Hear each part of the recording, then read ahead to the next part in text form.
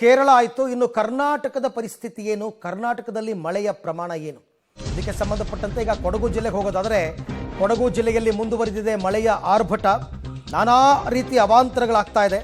ಹಾರಂಗಿ ಜಲಾಶಯದಿಂದ ಈಗ ಕಾವೇರಿ ನದಿಗೆ ನೀರು ಬಿಡುಗಡೆ ಮಾಡಲಾಗಿದೆ. ಸಹಜವಾಗಿ ಕುಶಾಲನಗರದ ಸಾಯಿ ಬಡಾವಣೆಗೆ ನುಗ್ಗಿದೆ ನೀರು. ಪ್ರತಿ ಬಾರಿ ಹಾರಂಗಿಯಿಂದ ನೀರು ಬಿಟ್ಟಾಗ ಕುಶಾಲನಗರದ ಸಾಯಿ ಬಡಾವಣೆ ತಗ್ಗು ಪ್ರದೇಶ, ಕುಶಾಲನಗರ ಇರೋದೇ ತಗ್ಗು ಪ್ರದೇಶ, ಅದರಲ್ಲೂ ಸಾಯಿ ಬಡಾವಣೆಗೆ ನೀರು ನುಗ್ಗುತ್ತೆ. ಇವತ್ತು ಕೂಡ ಈಗಲೂ ಕೂಡ ಹಾಗೆ ಆಗಿದೆ. ಕೆಲವು ಕಡೆ ಅಂತೂ 5 ಅಡಿ 6 ಅಡಿ ನೀರು ನಿಂತಿದೆ. ಎಲ್ಲರೂ ಗ್ರೌಂಡ್ ಫ್ಲೋರ್ ಬಿಟ್ಬಿಡ್ಬೇಕು. ಇವಾಗ ಗ್ರೌಂಡ್ ಫ್ಲೋರ್ನಲ್ಲಿ ಯಾರೂ ವಾಸ ಮಾಡೋಕ್ಕಾಗಲ್ಲ. ಸಾಯಿ ಬಡಾವಣೆಯಲ್ಲಿ ಎಲ್ಲ ಫಸ್ಟ್ ಫ್ಲೋರ್ಗೆ ಹೋಗ್ಬೇಕಾಗುತ್ತೆ ಅಷ್ಟೇ. ಕೊಡಗು ಜಿಲ್ಲೆಯಾದ್ಯಂತ ಮೊನ್ನೆ ಸಂಜೆಯಿಂದ ಮಳೆಯ ತೀವ್ರತೆ ಹೆಚ್ಚಾಗ್ತಾ ಇದೆ. ಹೀಗಾಗಿ ಜಿಲ್ಲೆಯ ಜನಜೀವನ ಸಂಪೂರ್ಣವಾಗಿ ಅಸ್ತವ್ಯಸ್ತಗೊಂಡಿದ್ರೆ, ಮತ್ತೊಂದೆಡೆ ಗುಡ್ಡಗಾಡು ನಿವಾಸಿಗಳಿಗೆ ಮತ್ತು ಕಾವೇರಿಯ ನದಿ ಪಾತ್ರದ ಜನರಿಗೆ ಮತ್ತೊಂದು ರೀತಿಯ ಆತಂಕ ಎದುರಾಗಿರ್ತಕ್ಕಂಥದ್ದು. ಪ್ರಸ್ತುತ ಇದೀಗ ಕೊಡಗಿನ ಕುಶಾಲನಗರದ ಸಾಯಿ ಬಡಾವಣೆಯಲ್ಲಿ ಪಬ್ಲಿಕ್ ಟಿವಿ ಇರ್ತಕ್ಕಂಥದ್ದು. ನೀವು ಇಲ್ಲಿ ದೃಶ್ಯದಲ್ಲಿ ನೋಡ್ಬೋದು, ಕಾವೇರಿಯ ನೀರು ಮೈದುಂಬಿ ಹರಿಯುತ್ತಿರುವ ಪರಿಣಾಮದಿಂದ ಇದೀಗ ಅನೇಕ ಬಡಾವಣೆಗಳು ಕೂಡ ಜಲಾವೃತ ಕೂಡ ಆಗಿರ್ತಕ್ಕಂಥದ್ದು. ಜಲ ದಿಗ್ಬಂಧನವೇ ಸೃಷ್ಟಿಯಾಗಿದೆ. ಎಲ್ಲಿಂದರೆ ಅಲ್ಲಿ ನೋಡಿದ್ರು ಕೂಡ ಸಾಕಷ್ಟು ಮಳೆಯ ತೀವ್ರತೆಗೆ ಸಂಪೂರ್ಣವಾಗಿ ಮನೆಗಳು, ಈ ಬಡಾವಣೆ ಏನಿದೆ ಅದೆಲ್ಲವೂ ಕೂಡ ಜಲ ದಿಗ್ಬಂಧನ ಆಗಿರ್ತಕ್ಕಂಥದ್ದು. ಅಷ್ಟೇ ಅಲ್ಲದೆ ಇದೀಗ ಒಂದು ಮೂಕ ಪ್ರಾಣಿಯಾದಂತಹ ದನ ತನ್ನ ಮನೆಗೆ ಹೋಗುವಂಥದ್ದು ಕೂಡ ಸಾಕಷ್ಟು ಶ್ರಮ ಪಡ್ಕೊಂಡು ಹೋಗುವಂಥದ್ದು ಕೂಡ ಕಾಣ್ತಾ ಇದೆ.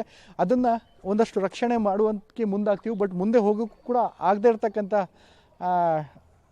ಇರ್ತಕ್ಕಂಥದ್ದು ಕೂಡ ಗೋಚರಿಸ್ತದೆ. ಯಾಕೆಂದರೆ ಎಲ್ಲಿ ಹಳ್ಳ ಇದೆ, ಎಲ್ಲಿ ಏನಿದೆ ಅನ್ನೋದು ಕೂಡ ಗೊತ್ತಾಗಲ್ಲ. ಆ ಪರಿಸ್ಥಿತಿ ಕೂಡ ನಿರ್ಮಾಣವಾಗಿದೆ. ಯಾಕಂದರೆ ಸಂಪೂರ್ಣವಾಗಿ ನಿನ್ನೆ ಭಾರೀ ಮಳೆಯಾಗಿರ್ತಕ್ಕಂಥ ಹಿನ್ನೆಲೆಯಲ್ಲಿ ನಿನ್ನೆ ಸ್ಥಳೀಯ ಆಡಳಿತ ವರ್ಗದವರು ಇಲ್ಲಿರ್ತಕ್ಕಂಥ ಮನೆಯ ನಿವಾಸಿಗಳನ್ನು ಬೇರೆಡೆಗೆ ಸ್ಥಳಾಂತರವನ್ನು ಮಾಡಿರ್ತಕ್ಕಂಥದ್ದು. ಕೆಲವೊಂದಷ್ಟು ಜನ ಕುಟುಂಬಸ್ಥರ ಮನೆಗಳಿಗೆ ಹೋದರೆ, ಮತ್ತೊಂದಷ್ಟು ಜನ ಕಾಳಜಿ ಕೇಂದ್ರದತ್ತ ಕೂಡ ಹೋಗಿರ್ತಕ್ಕಂಥದ್ದು. ಹೀಗಾಗಿ ಈ ಸಂಪೂರ್ಣವಾಗಿ ಈ ಸಾಯಿ ಬಡಾವಣೆ ಏನಿದೆ, ಈ ಸಾಯಿ ಬಡಾವಣೆ ಇದೀಗ ನೀರ ಮೌನವನ್ನು ಆವರಿಸಿರ್ತಕ್ಕಂಥದ್ದು. ಎಲ್ಲಿ ಯಾವ ಮನೆ ನೋಡಿದ್ರು ಎಲ್ಲವೂ ಕೂಡ ಬಿಕೋ ಅಂತಿದೆ. ಯಾಕಂದರೆ ಯಾರು ಕೂಡ ಈ ಮನೆಯ ಸುತ್ತಮುತ್ತ ಇರ್ತಕ್ಕಂಥ ನಿವಾಸಿಗಳು ಯಾರಿದ್ದಾರೆ, ಆ ನಿವಾಸಿಗಳೆಲ್ಲರೂ ಕೂಡ ಇದೀಗ ಮನೆಯನ್ನು ತೊರೆದು ಬೇರೆಡೆಗೆ ಹೋಗಿರ್ತಕ್ಕಂಥದ್ದು. ಹೀಗಾಗಿ ಇಲ್ಲೆಲ್ಲವೂ ಸುತ್ತಮುತ್ತ ಇರ್ತಕ್ಕಂಥದ್ದು ಫುಲ್ಲು ಶಾಂತಿಯುತವಾಗಿದೆ.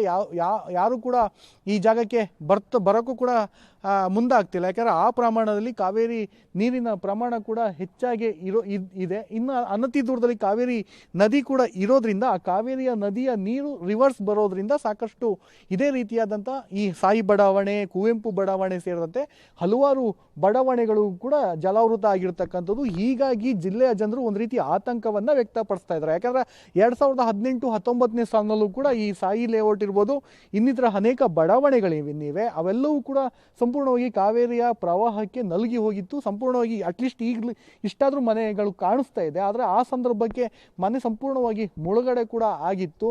ಇದು 2ರಿಂದ 3ನೇ ಬಾರಿಗೆ ಈ ವರ್ಷದಲ್ಲಿ 3ನೇ ಬಾರಿಗೆ ಜಲಾವೃತ ಕೂಡ ಆಗ್ತಾ ಇರ್ತಕ್ಕಂಥದ್ದು. ಹೀಗಾಗಿ ಪ್ರತಿ ಮಳೆಗಾಲ ಬಂತು ಅಂದರೂ ಇಲ್ಲಿಯ ನಿವಾಸಿಗಳಿಗೆ ಒಂದು ರೀತಿ ನಿದ್ದೆಗೆಡುತ್ತೆ. ಯಾಕಂದರೆ ಮಳೆ ಬಂತು ಅಂದರೆ ಒಂದಲ್ಲ ಒಂದು ಸಮಸ್ಯೆಗೆ ಇಲ್ಲಿಯ ಜನರುಗಳು ಪ್ರತಿ ವರ್ಷವೂ ಕೂಡ ತುತ್ತಾಗ್ತಾರೆ.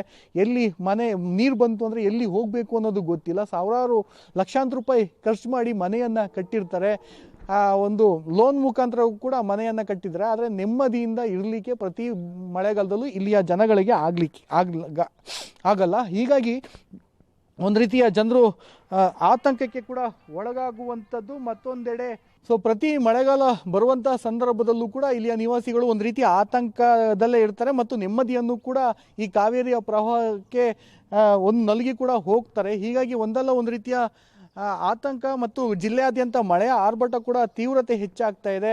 ಇಂದು ಮತ್ತು ನಾಳೆ ರೆಡ್ ಅಲರ್ಟ್ ಕೂಡ ಇರೋದ್ರಿಂದ ಜಿಲ್ಲೆಯ ಜನರಲ್ಲಿ ಒಂದು ರೀತಿ ಆತಂಕ ಕೂಡ ಮನೆ ಮಾಡುವಂಥದ್ದು. ಮತ್ತೊಂದೆಡೆ ಗುಡ್ಡಗಾಡು ನಿವಾಸಿಗಳು, ಯಾಕೆಂದರೆ 2018-19ನೇ ಸಾಲಿನಲ್ಲಿ ಒಂದಷ್ಟು ಬಿರುಕೆಲ್ಲ ಮೂಡಿತ್ತಲ್ಲ ಬೆಟ್ಟ ಗುಡ್ಡ ಪ್ರದೇಶಗಳಲ್ಲಿ, ಅದು ಕೂಡ ಒಂದಷ್ಟು ಬೀಳುವ ಸಾಧ್ಯತೆಗಳು ಕೂಡ ಹೆಚ್ಚಿದೆ. ಅಷ್ಟೇ ಅಲ್ಲದೆ ಗಾಳಿಯ ರಭಸ ಕೂಡ ಇರೋದ್ರಿಂದ ಕೊಡಗು ಜಿಲ್ಲೆಯ ಜನರು ಒಂದು ರೀತಿ ತತ್ತರಿಸಿ ಹೋಗ್ತಿದ್ದಾರೆ ಅಂತಲೇ ಹೇಳ್ಬೋದು. ಕ್ಯಾಮ್ರಾಮನ್ ಶಿವು ಜೊತೆ ಮಲ್ಲಿಕಾರ್ಜುನ್, ಪಬ್ಲಿಕ್ ಟಿವಿ, ಮಡಿಕೇರಿ ತಾಲೂಕಿನ ಮೂರ್ನಾಡು ಬಲಮುರಿ ಗ್ರಾಮ ಕಂಪ್ಲೀಟ್ ಜಲಾವೃತ. ಮತ್ತೆ 3 ದಿನ ರೆಡ್ ಅಲರ್ಟ್ ಇದೆ. ಗ್ರಾಮ ಸಂಪರ್ಕಿಸುವ ರಸ್ತೆ, ತೋಟ, ಗದ್ದೆಗಳೆಲ್ಲ ಜಲಾವೃತ. ಕೊಡಗು ಜಿಲ್ಲೆಯಲ್ಲಿ ಈಗಾಗಲೇ ಸಾಕಷ್ಟು ಅನಾಹುತ ಆಗೋಗಿದೆ. ಇನ್ನು ಮುಂದಕ್ಕೆ ಎಲ್ಲ ಜಮೀನಿಗೂ ನೀರು ನುಗ್ಗಿದೆ. ಇನ್ನು ಮುಂದಕ್ಕೆ ಅದೇ ಪರಿಸ್ಥಿತಿ ಮುಂದುವರಿಯುತ್ತೆ. ಮಳೆ ರೆಡ್ ಅಲರ್ಟ್ ಕೊಟ್ಟು ಮಳೆ ವಿಪರೀತವಾಗಿ ಬಂದರೆ ಇನ್ನು ಆಪೋಷಣ ತಗೊಳ್ಳೋದಕ್ಕೆ ಏನಾದರೂ ಉಳಿದಿದ್ರೆ ತಾನೆ. ಯಾವ ಪ್ರದೇಶದಲ್ಲಿ ನೆರೆ ಬಂದಿದೆಯೋ ಆ ಭಾಗದಲ್ಲಿ ಎಲ್ಲವೂ ಹಾಳಾಗೋಗಿದೆ ಆಲ್ರೆಡಿ. ಇನ್ನು ಎಷ್ಟು ಹರಿತೀಯ ಹರಿಯಪ್ಪ ಅಂತ ಬಿಡಬೇಕಷ್ಟೇ ನೀರನ್ನು, ಇನ್ನೇನು ಮಾಡೋಕ್ಕಾಗಲ್ಲ. ಬಲಮುರಿ ಅಂತಕ್ಕಂಥದ್ದು ಮೂರ್ನಾಡು ಬಲಮುರಿ ಗ್ರಾಮಕ್ಕೆ ಈಗ ಸಂಪರ್ಕ ಕಲ್ಪಿಸುವ ರಸ್ತೆ ಹಾಗೂ ತೋಟ ಗದ್ದೆಗಳು ಎಲ್ಲ ಸಂಪೂರ್ಣವಾಗಿ ಈಗ ಜಲಾವೃತಗೊಂಡಿದೆ.